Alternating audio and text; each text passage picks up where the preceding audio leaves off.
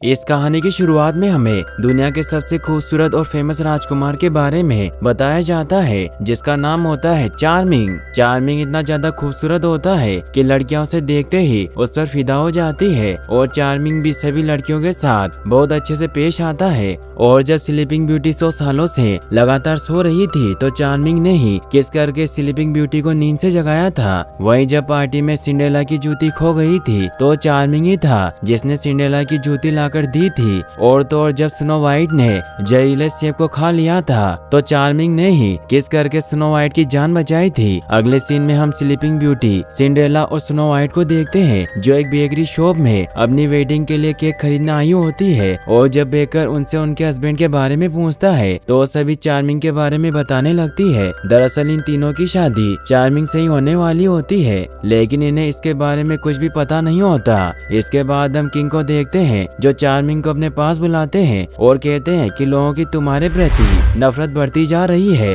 इसीलिए चार्मिंग कहता है कि इसमें मेरी क्या गलती है, ये सब तो शराब की वजह से हो रहा है। दरअसल चार्मिंग को एक शराब मिला होता है कि जो भी लड़की उसे देखेगी वो चार्मिंग से प्यार करने लगेगी। चार्मिंग की बात सुनकर किंग बोलते हैं कि अब तुम्हारे शराब को खत्म करने का समय आ गया है, क्योंकि अगर हमने तुम्हारे किसी बर्थडे के पहले इस शराब को नहीं तोड़ा गया तो फिर कभी भी इसे खत्म नहीं किया जा सकेगा। और अब चार्मिंग के 21वें बर्थडे में सिर्फ 3 दिन ही बचे होते हैं। दरअसल शराब को तोड़ने के लिए चार्मिंग को अपने सच्चे प्यार को किस करना पड़ेगा, लेकिन शराब की वजह से चार्मिंग को देखते ही सभी लड़कियां उससे प्यार करने लगती है। ऐसे में चार्मिंग का अपना सच्चा प्यार ढूंढना बहुत ही मुश्किल काम होता है। इस पर किंग चार्मिंग को फायर माउंटेन पर जाने को कहते हैं, क्योंकि उन्हें भी अपना सच्चा प्यार वहीं पर मिला था। इसके बाद किंग चार्मिंग को बताते हैं कि किस प्रकार जब उन्होंने फायर माउंटेन पर जाकर अपने सच्चे प्यार को हासिल किया तो ये बात उनकी बेस्ट फ्रेंड नेमेनी को बिल्कुल भी पसंद नहीं आई, क्योंकि नेमेनी किंग से बहुत प्यार करती थी। इसके बाद नेमेनी ने किंग से अपने प्यार का बदला लेने के लिए ब्लैक मैजिक सीखना शुरू कर दिया। और जब चार्मिंग के पैदा होने पर फेरी चार्मिंग को चार्म का आशीर्वाद देने के लिए आया तो नेमेनी ने अपने मैजिक की मदद से फेरी के बैग में छेद कर दिया, जिससे सारा चार्म चार्मिंग के ऊपर गिर गया। और तभी वहाँ पर नेमेनी आ गई, जिसने बताया कि अब जो भी लड़की चार्मिंग को देखेगी वो चार्मिंग के प्यार में पड़ जाएगी, जिसकी वजह से लाखों लड़कियों का दिल टूटेगा। और अगर चार्मिंग ने अपने किसी बर्थडे के पहले अपना सच्चा प्यार नहीं ढूंढा तो फिर ये शराब कभी नहीं टूटेगा और चार्मिंग से प्यार करने वाले लोग भी गायब हो जाएंगे। अब क्योंकि चार्मिंग के 21वें बर्थडे में सिर्फ 3 दिन ही बचे होते हैं, इसीलिए किंग धक्के मारकर चार्मिंग को महल से बाहर निकाल देते हैं और कहते हैं कि तुम तब तक वापस मत आना जब तक अपने सच्चे प्यार को ढूंढ ना लो। अब चार्मिंग अपने सच्चे प्यार को ढूंढने के लिए निकल पड़ता है। वही हमें कुछ सैनिकों को दिखाया जाता है जो खजाना लेकर जा रहे थे, लेकिन तभी उनके रास्ते में एक गिरा हुआ पेड़ आ जाता है, जिसकी वजह से इन्हें रुकना पड़ता है। और जब एक सैनिक पेड़ को काटकर रास्ते से हटाने की कोशिश कर रहा होता है तो इस मौके का फायदा उठाकर एक चोर जमीन के अंदर से शाही खजाना चुरा लेता है। दरअसल ये चोर एक लड़की होती है जिसका नाम लिनोर होता है, लेकिन जल्दी सैनिकों को पता चल जाता है कि उनका खजाना चोरी हो चुका है और लिनोर को पकड़ने के लिए उसका पीछा करने लगते हैं। लिनोर सिपाहियों से बचते हुए वहाँ से भागने लगती है। इसके बाद हम चार्मिंग को देखते हैं जो शहर में अपने सच्चे प्यार को ढूंढने की कोशिश कर रहा होता है, लेकिन यहाँ पर शराब की वजह से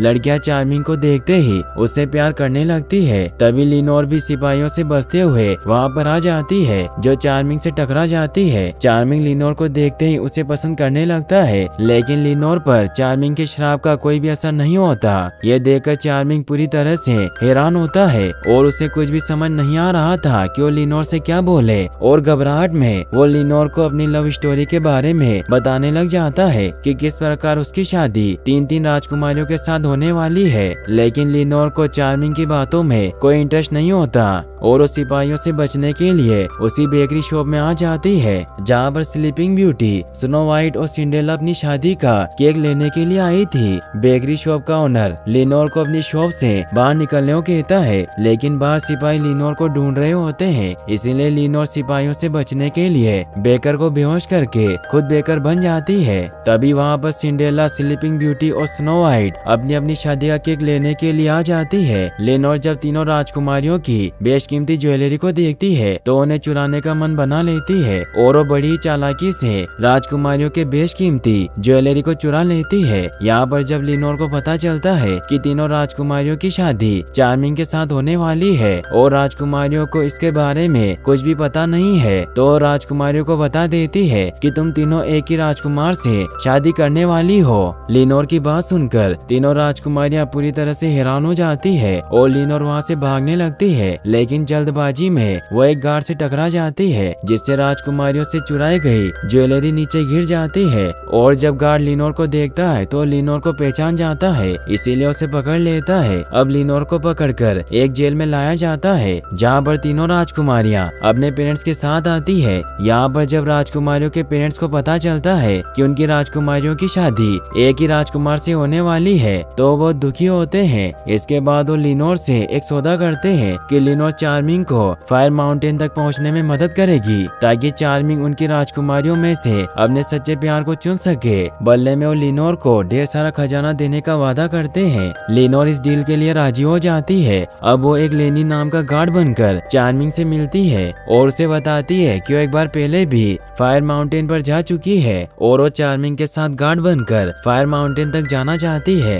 इस पर चार्मिंग तुरंत राजी हो जाता है, क्योंकि उसे फायर माउंटेन के बारे में कुछ भी पता नहीं होता और उसे एक गार्ड की आवश्यकता होती है। इसके बाद चार्मिंग और लेनी फायर माउंटेन की तरफ निकल पड़ते हैं। रास्ते में जब ये लोग एक जगह रुकते हैं तो चार्मिंग कोई भी काम नहीं करता, क्योंकि वो एक राजकुमार होता है। और जब लेनी चार्मिंग से इसकी वजह पूछती है तो चार्मिंग बताता है कि मैं इसलिए कुछ नहीं करूँगा क्योंकि मैं एक राजकुमार हूँ और तुम एक चोर हो। इसके बाद चार्मिंग लेनी को अपने साथ लाया खजाना दिखाता है। अब लेनी अपने तीर से कुछ पक्षियों का शिकार करती है, जिनको खाकर ये अपना पेट भरते हैं। अब बातों ही बातों में चार्मिंग लेनी को अपने श्राप के बारे में बताता है कि किस प्रकार श्राप की वजह से जो भी लड़की उसे देखती है वो उससे प्यार करने लगती है, और इस श्राप को खत्म करने के लिए चार्मिंग को अपना सच्चा प्यार ढूंढना पड़ेगा, जिसके लिए उसे 3 खतरनाक मिशन को पार करके फायर माउंटेन पर जाना पड़ेगा।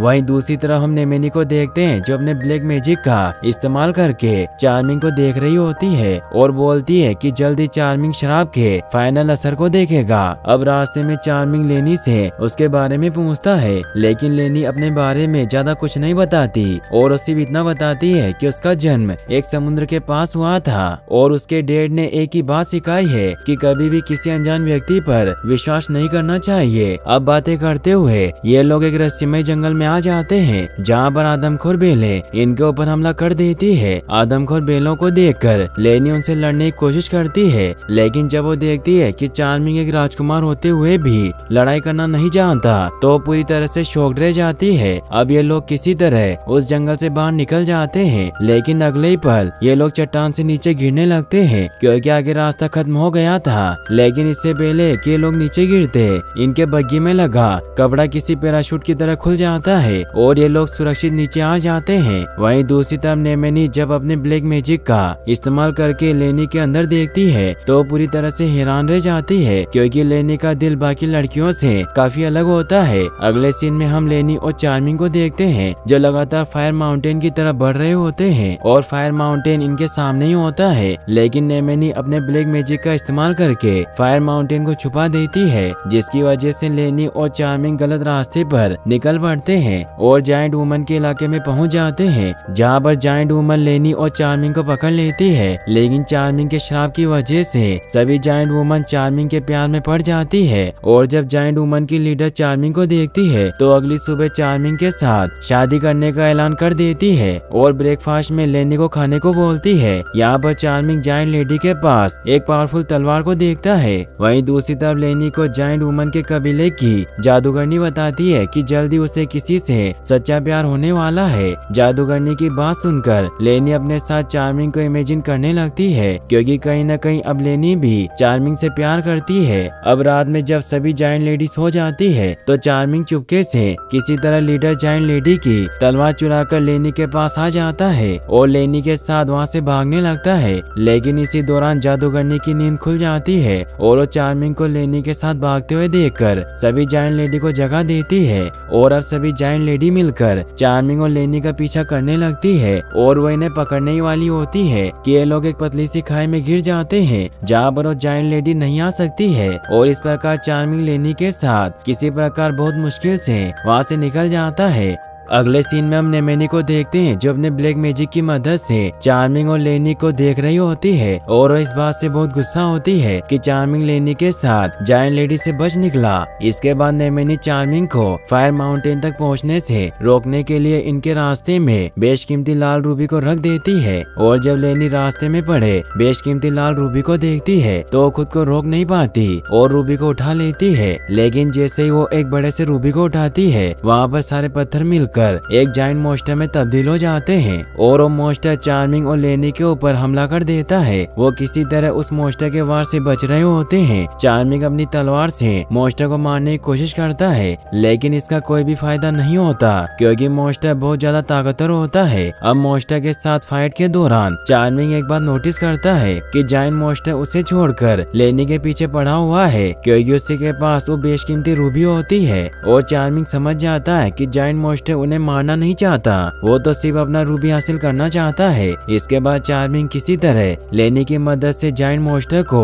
गुफा से बाहर लाता है और बड़े से रूबी को मॉन्स्टर के सीने में फिक्स कर देता है जिससे मॉन्स्टर बहुत खुश होता है। लेनी चार्मिंग की बहादुरी को देखकर बहुत खुश होती है और अब लेनी चार्मिंग से प्यार करने लगती है। जब नेमेनी ये सब देखती है तो बहुत गुस्सा होती है और अब वो लेनी का दिल तोड़ना चाहती है। अगले सीन में हम लेनी को देखते हैं जो चार्मिंग को एक लेटर लिखती है और चार्मिंग को टाउन के रेस्टोरेंट में आने को कहती है और खुद भी टाउन के शॉप में रखे एक खूबसूरत से व्हाइट सूट को पहनकर रेस्टोरेंट की तरफ निकल पड़ती है। वहीं दूसरी तरफ हम चार्मिंग को देखते हैं जो रेस्टोरेंट में आई लड़कियों से बचते हुए उस टेबल पर पहुंच जाता है जहाँ पर लेनी ने उसे बुलाया होता है। लेकिन जब नेमेनी चार्मिंग को लड़कियों से बचते हुए टेबल पर जाते हुए देखती है तो अपने ब्लैक मैजिक का इस्तेमाल करके रेस्टोरेंट की सभी लड़कियों को चार्मिंग के पास भेज देती है। और जब लेनी रेस्टोरेंट में आती है तो चार्मिंग के पास ढेर सारी लड़कियों को बैठा देखकर वो बहुत दुखी होती है और वो ये सोचते हुए वहाँ से चली जाती है कि उसने झूठ में ही चार्मिंग के साथ इतने बड़े बड़े सपने देख लिए थे।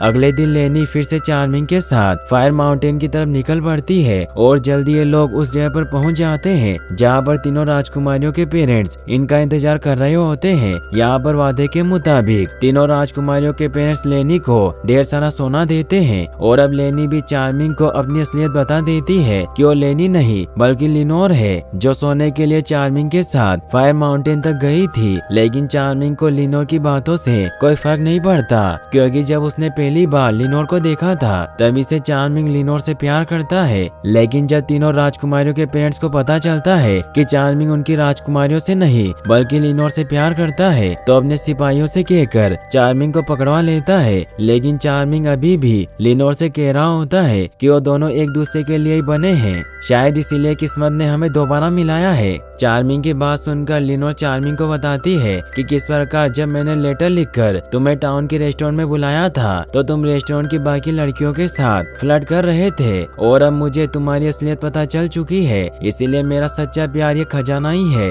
लिनोर की बातें सुनकर चार्मिंग बहुत दुखी होता है। इसके बाद तीनों राजकुमारियों के पेरेंट्स उनमें से किसी एक राजकुमारी को चुनने को कहते हैं लेकिन चार्मिंग साफ साफ बता देता है कि उनमें से किसी को भी पसंद नहीं करता।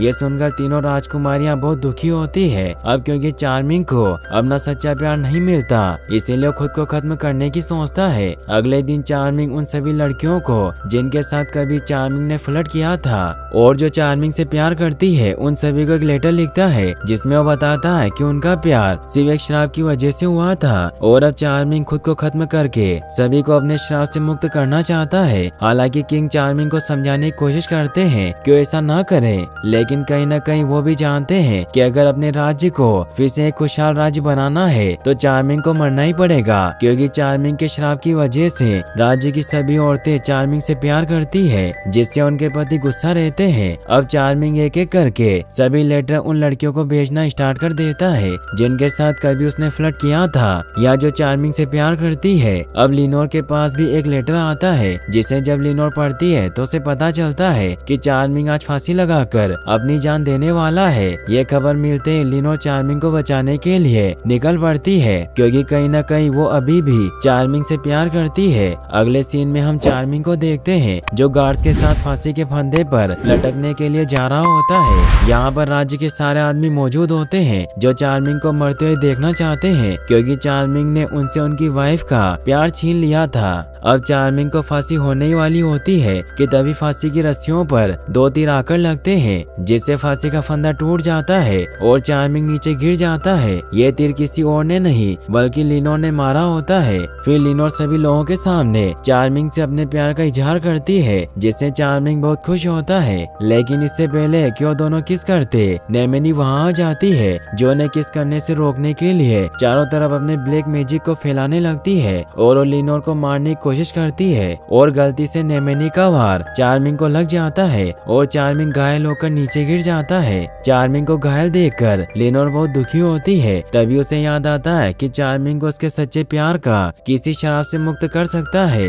इसीलिए लिनोर चार्मिंग को किस करने लगती है और लिनोर के किस करते ही चार्मिंग का शराब मुक्त हो जाता है और नेमेनी वहाँ से गायब हो जाती है। अब राज्य की सभी लड़कियां भी चार्मिंग के शराब से मुक्त हो जाती है और अब चार्मिंग की भी आँख खुल जाती है, जिससे लिनोर खुश होती है। फिर हमें कुछ समय बाद का सीन दिखाया जाता है जहाँ चार्मिंग और लिनोर शादी कर लेते हैं और वो दोनों अब बहुत खुश होते हैं और साथ में अपनी पेंटिंग बनवाने लगते हैं और यहीं पर इस मूवी की हैप्पी एंडिंग हो जाती है। और गाइस अगर